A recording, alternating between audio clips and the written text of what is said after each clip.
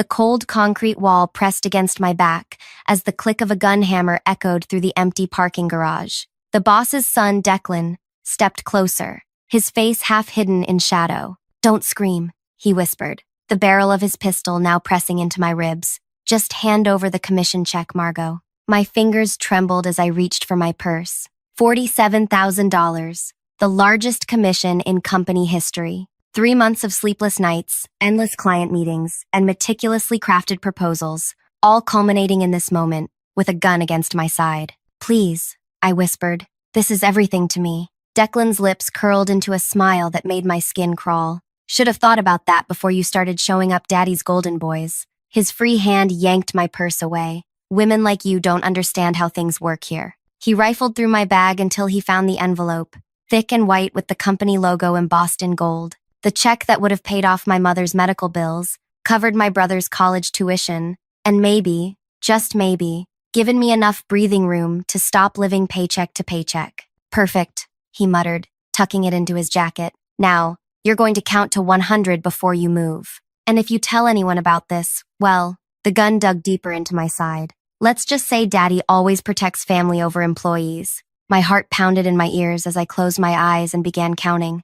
The sound of his expensive Italian loafers clicking against concrete faded as he walked away. A car engine roared to life somewhere in the distance. By the time I reached 60, the garage had fallen silent again. I slid down the wall until I hit the ground, tears streaming down my face. My hands wouldn't stop shaking. 3 security cameras pointed at me from different angles, all of them dummies installed for show. No witnesses, no evidence. Just like he'd planned. The phone in my pocket vibrated. A text from my mother. "How did today go, sweetie? Did you get your big check?" My fingers hovered over the screen, unable to type a response. How could I tell her that everything we'd been counting on was gone? That the surgery she needed would have to wait? That my brother might have to drop out of school? I could almost hear Declan's laughter echoing through the garage as I sat there, broken and humiliated. But somewhere beneath the fear and despair, something else stirred. A feeling I hadn't experienced since my father abandoned us when I was 12. A cold, crystalline rage that sharpened my mind and steadied my hands. This wasn't the first time the boss's son had done this. I'd heard whispers, seen the resignation letters, watched talented women leave without explanation. The pattern was clear now, too clear to ignore. As I picked myself up from the dirty concrete floor, wiping tears from my face, I knew with absolute certainty Declan had just robbed the wrong woman. What he couldn't possibly know was that before coming to work at Griffin Financial Advisors, I'd spent 3 years working for a private investigator. Before that, I double majored in accounting and criminal justice. And most importantly, what Declan didn't realize was that I never, ever kept the real commission check in my purse. If you're as shocked as I was when that gun pressed against my side, take a second to like this video and subscribe. The journey I'm about to take you on isn't just about revenge. It's about justice, in a world where the rich think they're untouchable. Drop a comment if you've ever had someone take credit for your hard work, and stick around to see how this unfolds. My name is Margot Sinclair, 32, single, and before this moment, entirely unmemorable to most people who met me. That was by design. I learned early that people underestimate those they don't notice. At 5'4" with brown hair typically pulled back in a simple ponytail, I blended into backgrounds and boardrooms alike. I'd been working at Griffin Financial for 16 months. The company specialized in investment packages for mid-sized businesses looking to expand. Our commission structure was legendary in the industry. 15% on any deal you closed personally. Most advisors averaged 2 or 3 medium-sized clients per year, earning respectable but not spectacular income. No one had ever landed Regional Foods before. 42 locations across 3 states, and they'd turned down Griffin's proposals 6 times in the past decade. Their CFO was notoriously difficult, their CEO skeptical of financial advisors in general. But I'd spotted something in their quarterly reports that others had missed. A pattern of expansion followed by cash flow problems that my investment strategy could solve. It took 3 months of research, 5 presentations, and countless late nights, but I closed the deal. A $315,000 contract, meaning a commission check of $47,250. Life-changing money for someone like me. The morning the deal finalized, people actually noticed me for once. Handshakes, congratulations, Invitations to lunch I'd never received before. Even Mr. Griffin himself, Declan's father, called me into his office to personally thank me. "This is exceptional work, Margot," he'd said, leaning back in his chair. "Regional Foods has been our white whale for years. How did you make it happen?" I explained my strategy, the patterns I'd identified, the personalized approach I'd taken with their executive team. Mr. Griffin nodded, his expression unreadable. "Very impressive. The commission check will be processed today. You've certainly earned it." As I turned to leave, he added something that should have been a warning. "My son mentioned he was impressed by your presentation materials. He's learning the business, you know." I'd only met Declan Griffin a handful of times. At 35, he was 3 years older than me, but carried himself with the entitled confidence of someone who'd never faced real consequences. He occasionally appeared for company meetings, always dressed in suits that cost more than my monthly rent, always looking slightly bored. The accounting department processed commission checks on Fridays. Everyone knew this. The checks would be printed, placed in company envelopes, and distributed by 4 p.m. Most advisors immediately headed to the bank afterward, a ritual of success. What I didn't know then, but discovered later, was that 5 other women had left the company in the past 2 years after landing major clients. Each one had cited personal reasons or new opportunities. Each one had departed within days of receiving large commission checks. At 4:15 p.m., I collected my envelope from accounting, making a show of peeking inside and smiling. I tucked it into my purse with deliberate care, noticing Declan watching from across the office, pretending to review documents with his father. "Congratulations again," said Tina from accounting. "That's the biggest check I've processed in years." I smiled, feeling Declan's eyes on me. "Thanks. I can't wait to deposit this." "Heading to the bank now?" she asked. "Actually, I have a dinner reservation to celebrate. I'll deposit it first thing tomorrow." I said this loudly enough to be overheard. Then I headed for the elevator, purse clutched close to my side. The parking garage beneath the Griffin Financial Building has 4 levels. Executive spaces on level 1, senior advisors on level 2, everyone else relegated to levels 3 and 4. My assigned space was on level 4, the darkest and most remote section. As I stepped off the elevator, I immediately sensed I wasn't alone. The garage was too quiet, the air too still. My footsteps echoed as I walked toward my car, keys gripped between my fingers like a weapon. I'd almost reached my car when I heard him. A soft footfall behind me, deliberately timed with my own steps. I turned, but it was too late. Declan moved quickly, shoving me against the wall, the gun already drawn. What happened next? The robbery, the threats, left me sitting on that concrete floor, watching him drive away with what he thought was my future. But here's what Declan didn't know. I had been watching him for weeks. I had noticed the pattern. And most importantly, I had already been to the bank that morning, depositing the real check hours before accounting ever handed me the decoy envelope. What he had stolen was an empty envelope containing nothing but a folded piece of paper. The question wasn't whether I would get revenge. The question was how complete his destruction would be when I was finished. That night, I couldn't sleep. Every time I closed my eyes, I felt the gun against my ribs, heard Declan's voice in my ear. Around 3 a.m., I gave up trying and pulled out my laptop. The Griffin Financial Employee Directory stared back at me. I scrolled through names, faces, departments. The women who had left suddenly after big commissions, Teresa, who landed the pharmacy chain, Audrey, who brought in the restaurant group, Kimmy, who secured the manufacturing client, each one gone within days of their biggest success. I pulled up their social media profiles. Teresa now worked in another state for half her previous salary. Audrey had started over in a completely different industry. Kimmy's profile hadn't been updated in months. I sent each of them a simple message. "Did something happen in the parking garage after your big commission?" By morning, Teresa had responded with a phone number and 4 words. "Call me. Not kidding." My hand trembled as I dialed. She answered on the first ring. "Who is this really?" Teresa's voice was sharp with suspicion. "Margot Sinclair from Griffin. I just landed the Regional Foods account." A long pause. "And something happened in the garage?" Declan Griffin put a gun to my side and took my commission check. She exhaled slowly. "So he's still doing it. God, I hoped someone would have stopped him by now." "You too?" "Me, Audrey, Kimmy, and at least 2 others I know of. We all kept quiet. What else could we do? His father owns the company, the security cameras are fake, and he made it very clear what would happen if we talked." My stomach tightened. Why didn't you go to the police? Teresa laughed bitterly. With what evidence? It's his word against ours. Plus, his father donates to every police charity in the city. The one time someone tried to report it, before my time, the complaint mysteriously disappeared. I wrote down everything she told me, the exact same pattern each time. Women who excelled, big commissions, robberies in the garage, and afterwards, either resignation or transfer requests. What did you do? I asked. I ran, Teresa said simply.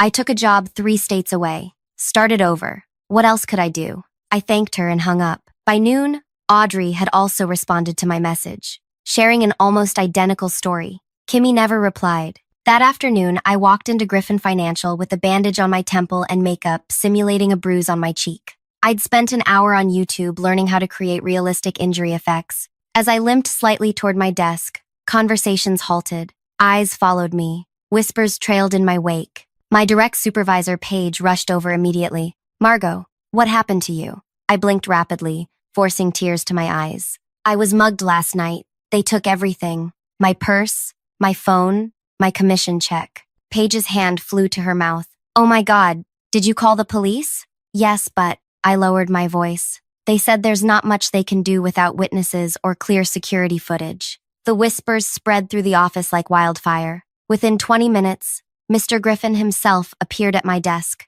concern etched on his face. Miss Sinclair, may I speak with you in my office? I followed him, noting how similar his walk was to his son's, the same entitled swagger, just aged 30 years. Once inside his wood-paneled office, he gestured for me to sit. I've just heard about your unfortunate incident. Are you all right? I'll be okay, I said, touching my fake bruise gingerly. The doctor said nothing's broken. Where did this happen? His voice was carefully neutral. In the parking garage. Level 4. After work.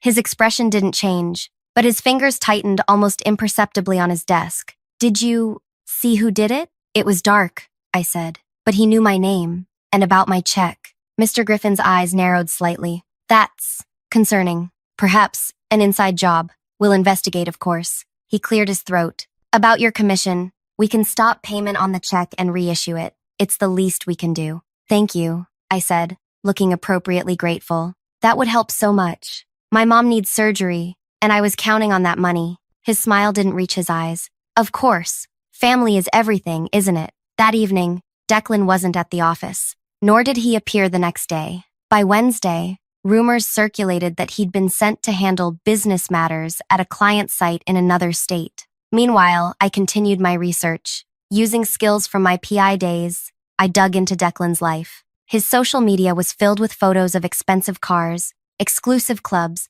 and luxury vacations, all funded by a job where he rarely appeared. I discovered gambling debts at 3 casinos, a pattern of complaints from women at clubs he frequented, and a suspended license for driving under the influence that had mysteriously disappeared from court records. On Thursday, my replacement check arrived. Mr. Griffin handed it to me personally. I've also arranged for security escorts to the bank for anyone receiving commission checks, he announced, loud enough for nearby colleagues to hear. Safety is our priority. I thanked him profusely, playing the role of the grateful, naive employee. The moment he walked away, I noticed Paige watching me with an odd expression. Can I talk to you? She whispered, gesturing toward the break room. Once alone, she closed the door and turned to me, her expression grim. Be careful, Margot. What do you mean? This isn't the first time something like this has happened, and those who push too hard for answers don't last long here. I feigned confusion. I don't understand.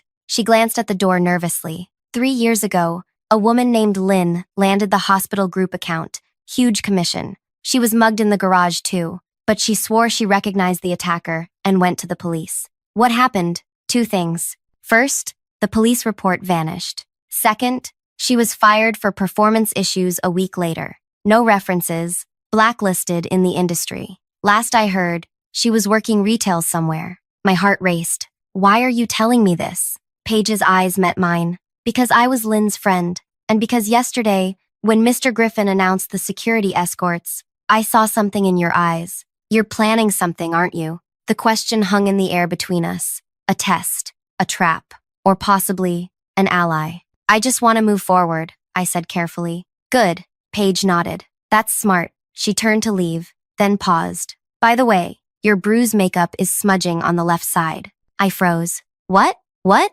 She gave me a knowing look. I did theater for 10 years. Next time, use setting spray after application. Before I could respond, she walked out, leaving me stunned. That night, I received another message, from Kimmy this time. They're watching you now.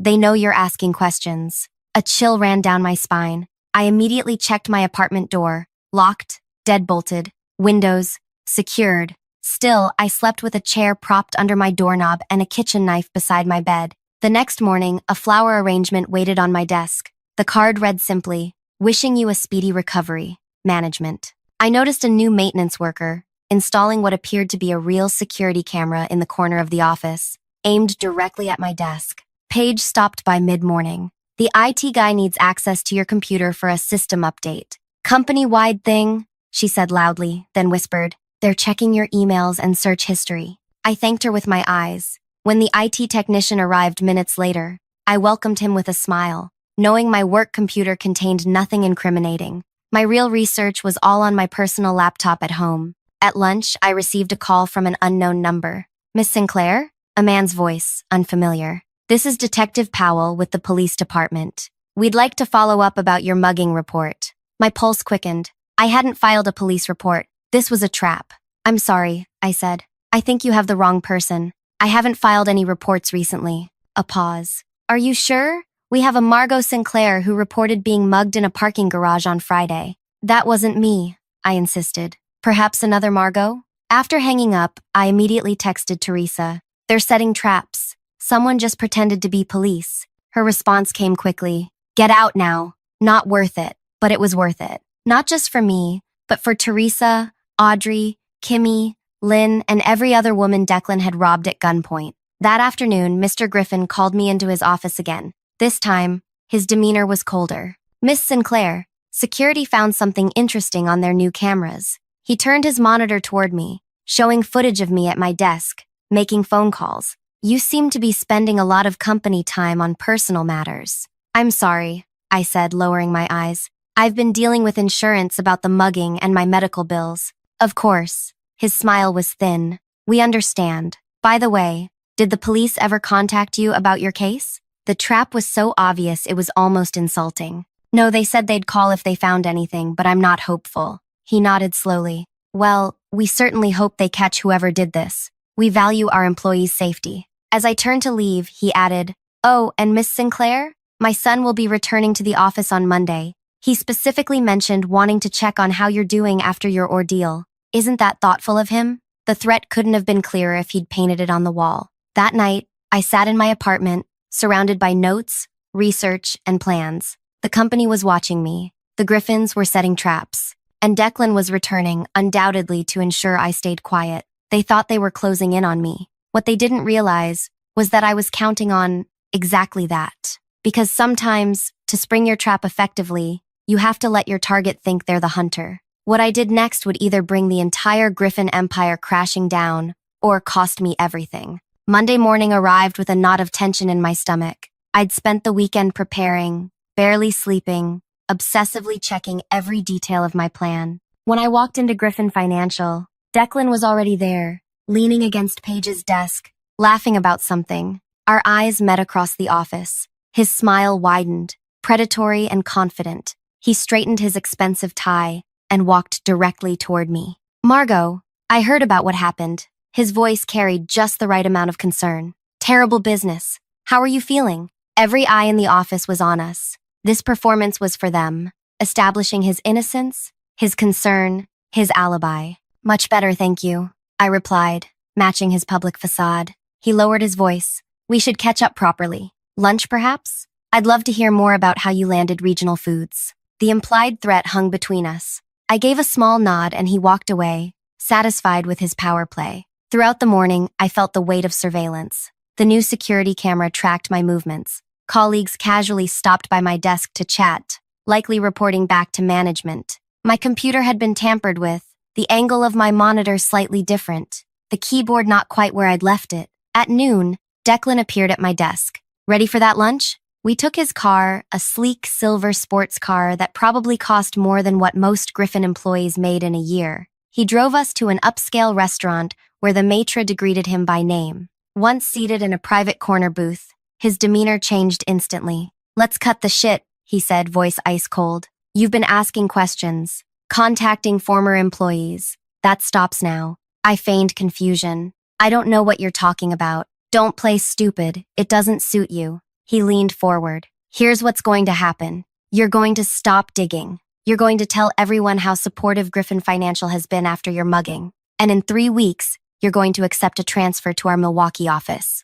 And if I don't?" His smile turned cruel. "Remember Lynn? She thought she could prove things too. Now she can barely get a job stocking shelves." He took a sip of water. "My father built this company from nothing. Our name means something in this city. Yours doesn't. So who do you think people will believe?" I looked down at my plate, playing the part of the intimidated victim. "I understand. Good girl," he signaled for the waiter. "Now order something expensive. My treat. Consider it compensation for your discomfort." During lunch, I excused myself to use the restroom. Once alone, I sent a pre-composed text to an unlisted number. Phase 1, complete. When we returned to the office, I acted subdued, defeated. Exactly what Declan expected. That afternoon, Mr. Griffin called me in again. "How was lunch with my son?" "Very nice," I said quietly. He was concerned about my well-being. "Excellent." He slid a paper across his desk. "This is a transfer opportunity to our Milwaukee office.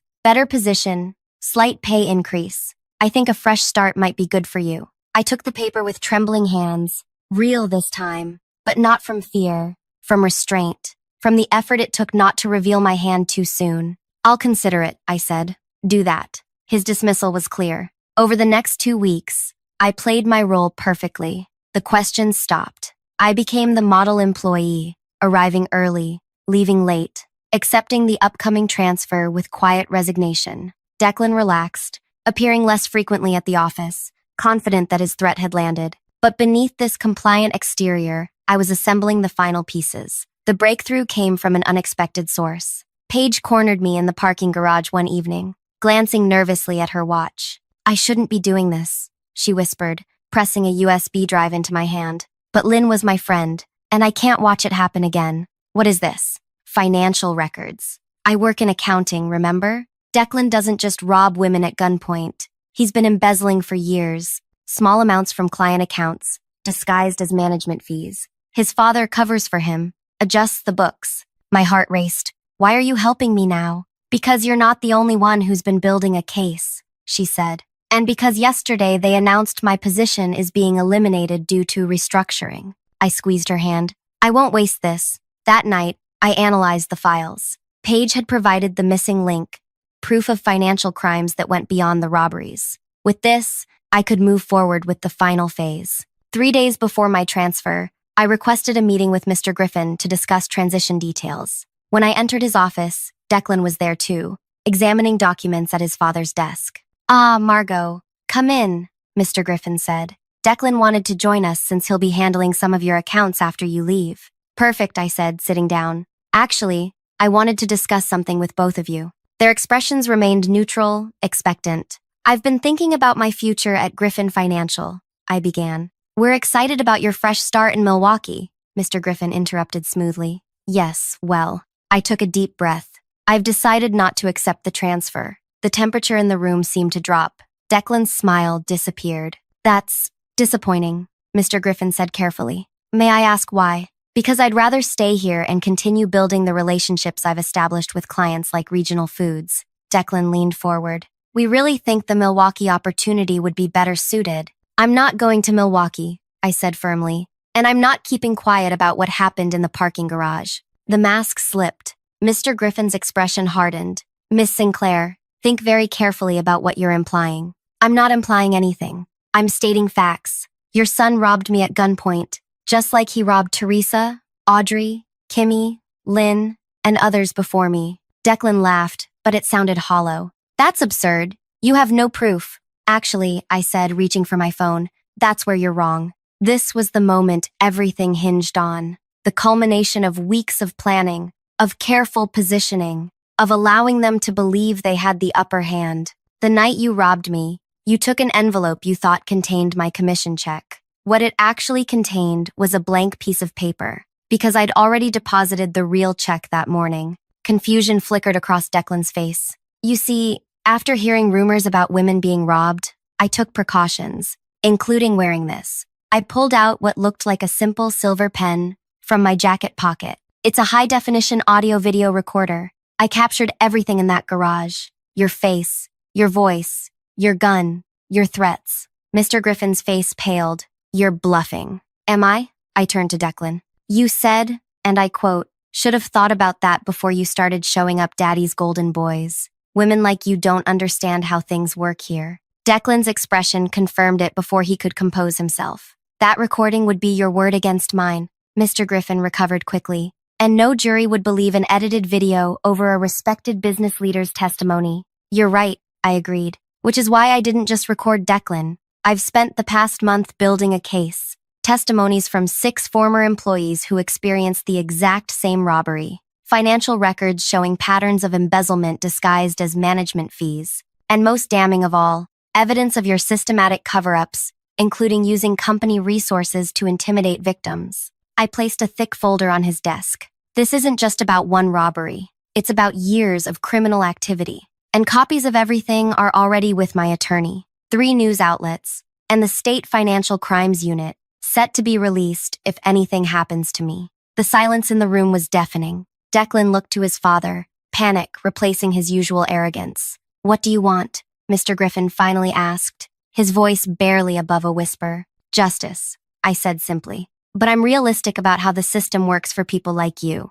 So here are my terms. First, financial restitution to every woman Declan robbed, plus damages. Second, you both resign from Griffin Financial immediately. Third, the company establishes a trust fund for female employees' education and advancement, administered by an independent board. You'd destroy everything we've built over a few commission checks? Mr. Griffin's voice shook with rage. No, you did that yourselves. I'm just bringing it to light. And if we refuse? I stood up, gathering my belongings. Then tomorrow morning, every client, employee, and regulator will receive evidence of your crimes. Your choice. As I walked toward the door, Declan lunged forward, grabbing my arm. You think you can threaten us? Do you know who we are in this city? I looked him directly in the eyes. I know exactly who you are. That's the problem. Mr. Griffin pulled his son back. We need time to consider your proposal. You have until 9 a.m. tomorrow, I said, and walked out. The next morning, I arrived to find the office in chaos.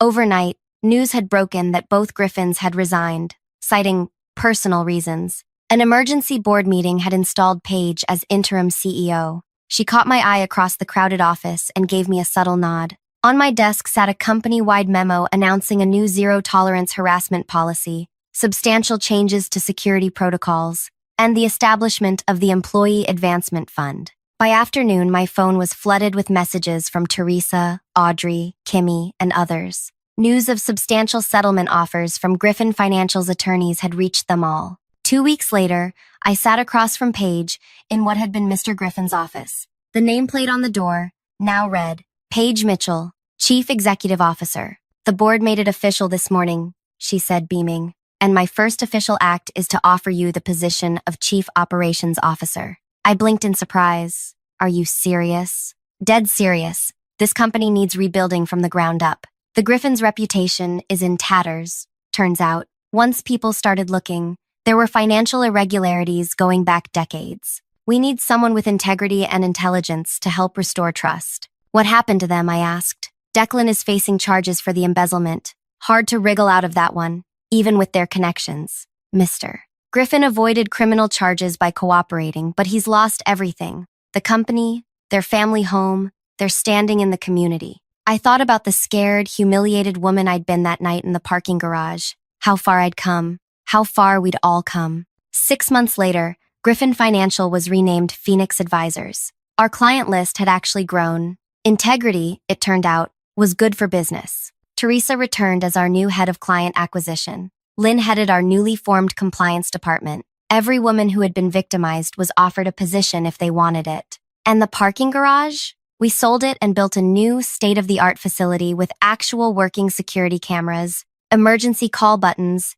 and the brightest lighting system money could buy. Sometimes justice doesn't come from courts or police. Sometimes it comes from women who refuse to stay silent, who gather evidence instead of just hope, who turn trauma into determination. If you've ever felt powerless against those who seemed untouchable, like, share, and subscribe. Your voice matters. Your story matters. And sometimes when you think you're cornered with no way out, that's exactly when you find your strength. Remember, the most dangerous person in any room isn't the one with the gun or the money or the power. It's the one they underestimate.